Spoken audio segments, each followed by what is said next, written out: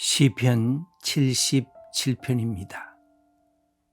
사랑하는 하나님, 오늘 시편의 시인처럼 주님께 부르짖습니다. 정말 주님께서 침묵하시는 것은 아닌가? 불안해서 답답할 때가 있습니다. 하나님께서 나 같은 사람은 외면하고 계신 것은 아닌가 묻습니다. 숨 막힐 것 같은 이 위기가 그칠 기미 보이질 않아 고통스럽게 부르짖고 있습니다. 주님, 우리의 무지와 망각을 용서하여 주시옵소서. 주님께서 지금까지 우리에게 베푸신 그 놀라우신 구원의 역사를 생각나게 하옵소서. 절망의 외로운 그림자가 나를 뒤덮을 때 생명의 빛으로 비추시던 주님이셨습니다.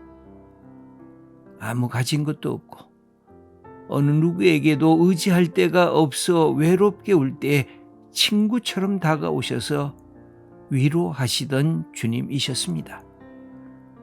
주님을 다시 기억하게 하시고 이 탄식의 자리에서 찬양을 부르는 우리가 되게 하옵소서. 아멘. 오늘 이 시인은 영혼의 절망 가운데서 하나님을 부르짖고 맨 마지막에는 영혼의 기쁜 찬송을 하나님 앞에 아뢰고 있습니다. 우리 시인들의 그 삶의 내용들이 조금씩은 다 다르습니다만 하나님 앞에 나올 때 자기들의 그 연약하고 그리고 이 땅에서 버림받은 것 같은 아픔을 갖고 하나님 앞에 하나님께 부르짖고 그러면서 하나님의 뜻을 깨닫고 다시 내 영혼이 하나님만으로 만족하는 그 사실을 알고 하나님을 향하여 노래에 부르고 있습니다. 오늘 시인은 하나님께 부르짖는 것으로 시작이 됐다가 하나님 앞에 작은 소리로 읊조리고 하나님의 말씀을 묵상하는 그 모습으로 변화되고 있습니다. 여러분들 갖고 있는 어려움들이 잘 해결되지 않고 힘들어할 때 크게 소리 지르고 두 손 들고 기도하셔도 좋습니다. 그리고 나서는 하나님의 음성을 들으시면서 여기 보면 이 시인처럼 그의 마음이 그의 크게 부르짖는 것이 또 변해지고 있습니다. 한번 그 모습을 먼저 우리가 함께 읽어보겠습니다. 1절과 2절 말씀 먼저 읽겠습니다. 내가 내 음성으로 하나님께 부르짖으리니 내 음성으로 하나님께 부르짖으면 내게 귀를 기울이시리로다. 나의 환난 날에 내가 주를 찾았으며 밤에는 내 손을 들고 거두지 아니하였나니 내 영혼이 위로받기를 거절하였도다. 얼마나 힘들었으면 내 영혼이 위로가 안 된다는 것입니다. 여러분 그럴 때가 있지 않습니까? 너무나 기가 막힐 웅덩이 속에 빠진 것 같은 고통 속에 있을 때 내가 아무리 나를 위로하려고 해도 우리 시편에 나오는 것처럼 내 영혼아 어찌하여 낭망하며 내가 어찌하여 두려워 그렇게 고통 속에서 멈추고 있는가 하고 내 자신을 위로하려고 해도 내 영혼이 위로받기를 거절하는 것입니다. 여러분 이런 심령을 여러분들 마음속에 경험해 보신 적이 있을 것입니다. 위로가 안 되는 것입니다. 아니 다른 사람의 위로는 더더구나 안 될 뿐더러 내가 나를 위로하려고 해도 그 위로가 안 되는 것입니다. 그래서 이 시인이 할 수 있는 일은 소리치는 일밖에 없었습니다. 하나님 들어주소서. 하나님 내게 귀를 기울여소서. 밤중에 잠을 자지 못하면서 여기 보면 밤이라는 말이 몇 번 나옵니다. 밤중에 잠까지 합니다. 불면증이 걸렸습니다. 그래, 이 어찌할 줄 모릅니다. 마음속에 평안이 생기질 않습니다. 내 자신 내가 위로를 받을 수가 없습니다. 그래서 이 시인은 목소리를 크게 하고 두 손을 들고 하나님 앞에 그렇게 부르짖고 있습니다. 이것은 무슨 뜻일까요? 내가 항복했습니다. 부르짖습니다. 여러분 우리가 물에 빠지면 우리가 하는 것이 두 손을 드는 것 그리고 소리를 크게 외치는 것입니다. 언제까지? 내가 죽을 때까지, 내가 물속에 잠길 때까지 더 이상 내 손이 보이지 않을 때까지 우리의 모습이 마치 그런, 이 시인의 모습이 마치 그런 것과도 같습니다. 내가 어디에 기대할 수가 없습니다. 어디에 이거 아뢰일 수가 없습니다. 오직 하나님에게 아뢰지만 소리치고 두 손 들고 하나님께 아뢰는데 그래도 내 영혼이 위로를 받을 수가 없습니다. 그렇게 자기 자신의 그 처참함, 자기 자신이 아무리 위로를 받으려고 애를 써도 마음에 그것이 이루어지지 않는 그것을 보면서 답답하게 소리치고 있는 것이 이 시인의 시작하는 그 모습입니다. 그런데 여러분 11절 12절 말씀을 한번 읽어보겠습니다. 곧 여호와의 일들을 기억하며 주께서 옛적에 행하신 기한 일을 기억하리이다. 또 주의 모든 일을 작은 소리로 읊조리며 주의 행사를 낮은 소리로 되뇌리이다. 여기 보면 부르짖는 것에서부터 그 모습이 바뀌어지고 있습니다. 크게 부르짖었는데 이제는 작은 소리로 읊조리기 시작합니다. 이제는 낮은 소리로 되뇌이기 시작을 합니다. 왜 이렇게 바뀌어졌을까요? 여기 보면 중요한 것이 있습니다. 내 실존을 보고 내 환경을 보고 내가 갖고 있는 이 큰 장애물에 갇혀져 있는 나의 그 모습을 보면 부르짖을 수밖에 없습니다. 하나님께 막 소리칠 수밖에 없습니다. 그런데 이 시인은 자기의 자리에서 한 가지 변화를 갖게 되었습니다. 하나님을 다시 바라보게 됐습니다. 하나님의 말씀을 다시 기억하게 됐습니다. 하나님께서 자기에게 행하셨던 일, 자기 민족에게 행하셨던 일, 하나님이 축복하셨던 일, 그 하나님의 일들, 옛적에 행하셨던 하나님의 역사를 다시금 기억하게 되었습니다. 그때 하나님의 말씀을, 하나님의 은혜를, 하나님께서 창조하시고 하나님께서 구원하셨던 하나님의 역사를 다시금 기억하면서 작은 소리로 읊조리기 시작합니다. 여러분, 우리의 모습이 이 두 가지가 다 있습니다. 우리가 문제가 생기고 우리가 육체가 아프고 우리가 절망하게 되면 우리 소리쳐 외칠 수밖에 없습니다. 그런데 다시 하나님의 말씀을 다시 묵상하고 하나님께서 내 삶에 이루어 주셨던 역사를 다시 바라보면 주님 앞에 낮은 소리로, 주님 앞에 그것을 감사의 노래로 고백할 수밖에 없는 것입니다. 마치 호렙산에 쫓겨나간 엘리야가 자기가 실망하고 두려움에 떨고 있을 때 하나님께서 여호와 앞에 그 산에 서 있으라고 하는 명령을 받게 됩니다. 여호와가 지나가십니다. 크고 강한 바람이 일어나 산을 가릅니다. 바위를 부숩니다. 바람 가운데 막 하나님의 음성을 들을 것 같은데 들리지 아니했습니다. 그래 여호와가 그 속에는 계시지 않으셔. 지진이 나고 불 가운데 그 속에도 안 계셨습니다. 그러더니 그 거대한 소리가 난 후에 하나님께서 세미한 음성이 들리기 시작했습니다. 미세한 음성이 조용히 하나님을 묵상할 때 엘리야에게 나타났습니다. 그리고 엘리야를 위로하시고 엘리야에게 다시 소망을 줍니다. 여러분, 우리에게 이 두 가지가 다 필요합니다. 내 속에 찌꺼기 같은 것이 있으면, 내 속에 해결되지 않는 것이 있으면, 내 속에 나를 억누르는 것이 있으면, 내 속에 미움이 있으면, 내 속에 분노가 있으면 이것을 먼저 사람 앞에 터뜨리지 마시고 하나님 앞에 조용히 모든 것이 차단된 조용한 골방에서 하나님께 부르짖고 하나님께 외치고 하나님께 내 환경을 향해서 소리쳐서 하나님께 그렇게 부르짖으시는 것, 이게 이 시인이 갖고 있는 이 자기의 문제를 해결하는 방법이었습니다. 그리고 나서는 하나님 앞에서 하나님의 뜻을 다시금 되새기기 시작합니다. 그때는 조용히 되뇌이면서 읊조리면서 그때 하나님께서 나를 찾아오십니다. 부르짖을 때는 하나님께서 저 멀리 계신 것 같았습니다.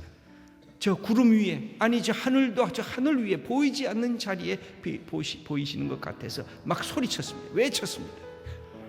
근데 다시 말씀을 펴면서 내가 조용히 읊조릴 때 하나님께서 그 멀리 계셨던 것이 아니라 저 하늘 위에서 그냥 나하고는 상관없이 저 멀리서 나를 무감각하게 지켜보신 하나님이 아니시라, 바로 나의 슬픔과 나의 탄식에 가까이 오셔서 나를 지켜보시는 하나님은 우리가 다시금 깨닫게 됩니다.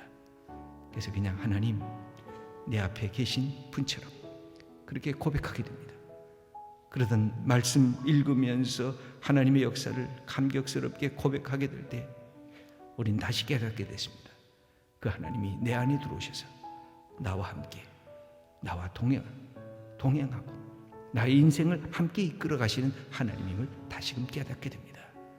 그때 하나님을 향하여 감사의 노래를 부르게 된 것입니다.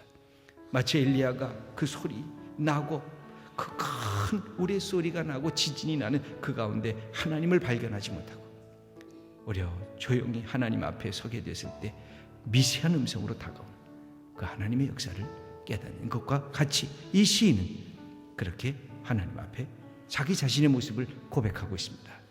이 시인이 얼마만큼 고통을 당했느냐면 3절과 4절 말씀을 한번 읽어보겠습니다. 내가 하나님을 기억하고 불안하여 근심하니 내 심령이 상하도다. 하나님을 생각하는데 4절 말씀 함께 읽겠습니다. 주께서 내가 눈을 붙이지 못하게 하시니 내가 괴로워 말할 수 없나이다. 내가 잠을 자려고 눈을 붙이려고 해도 잠이 안 옵니다. 내 심령은 상하고 불안하고 근심하고 내가 괴로워 말할 수가 없나이다. 내가 지나간 세월을 다시 생각해보고 6절에 또 밤이라는 말이 계속해서 나옵니다. 읽어보겠습니다. 밤에 부른 노래를 내가 기억하여 내 심령으로 내가 내 마음으로 간구하기를.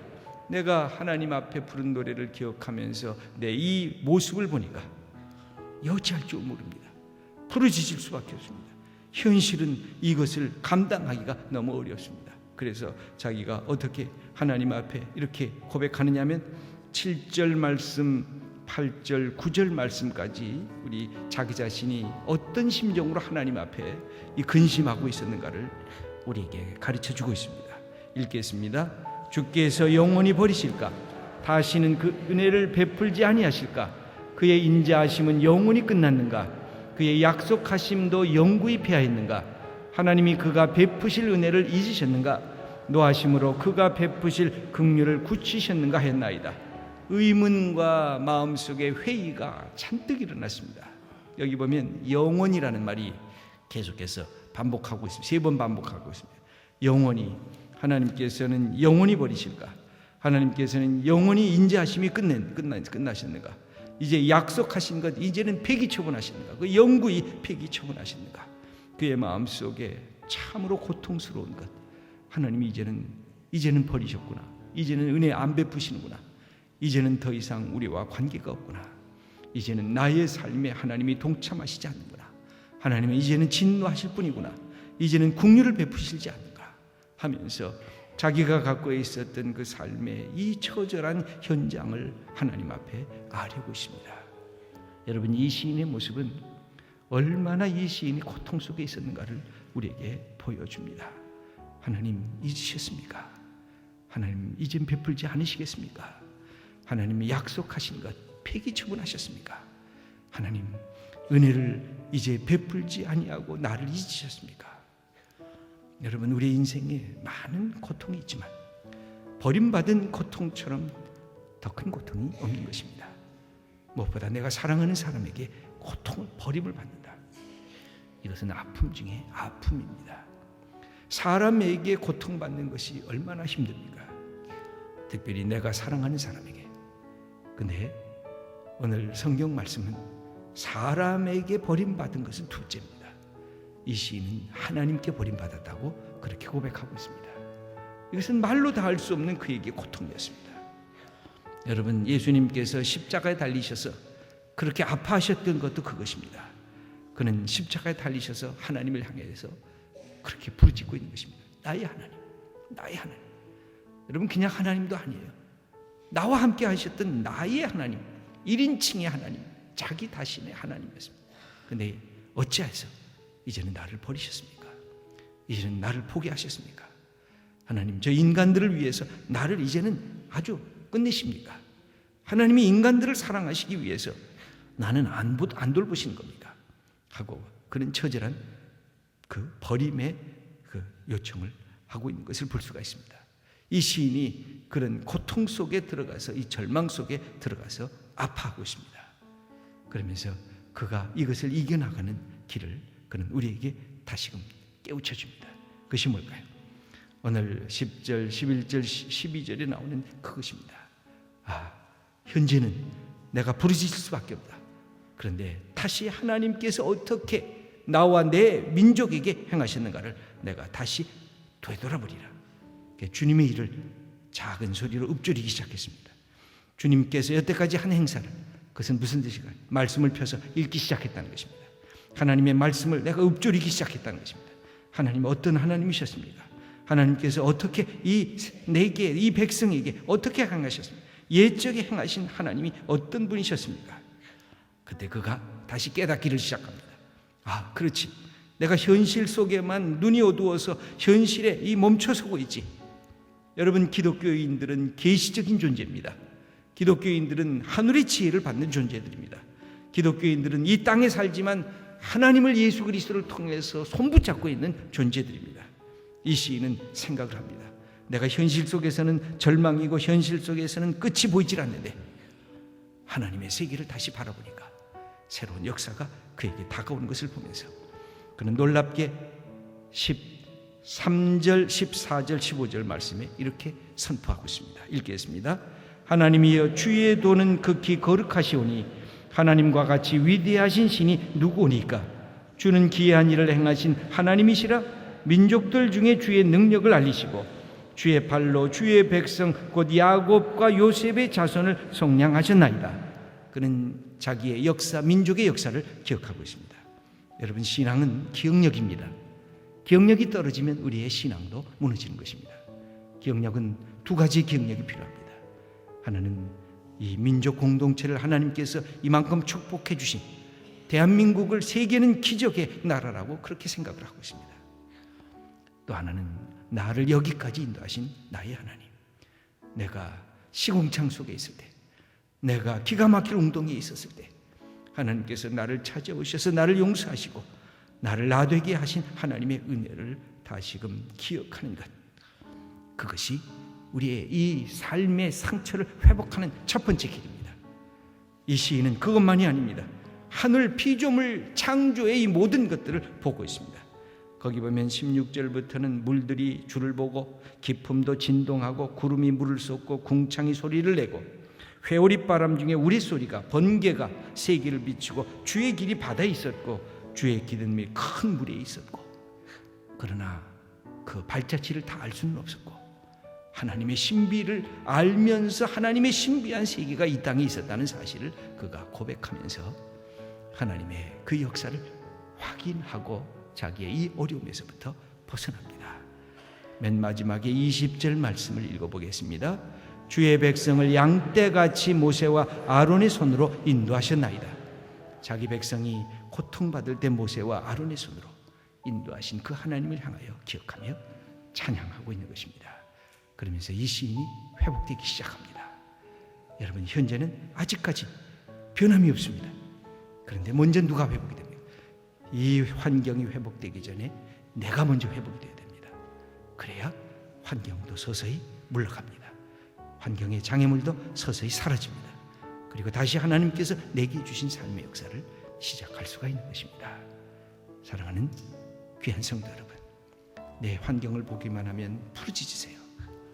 그러나 하나님의 말씀 앞에 설 때는 조용히 말씀 읽으면서 읊조리면서 내게 가까이 다가오시는 하나님을 경험하고 찬양하고 노래하는 우리 믿음의 성도님들 다 되시기를 기도드립니다. 우리 11절, 12절, 13절 말씀, 오늘 우리에게 주신 말씀으로 함께 읽겠습니다. 곧 여호와의 일들을 기억하며 주께서 옛적에 행하신 귀한 일을 기억하리이다. 또 주의 모든 일을 작은 소리로 읊조리며 주의 행사를 낮은 소리로 되뇌이리이다. 하나님이여, 주의 도는 극히 거룩하시오니 하나님과 같이 위대하신 신이 누구오니까? 아멘.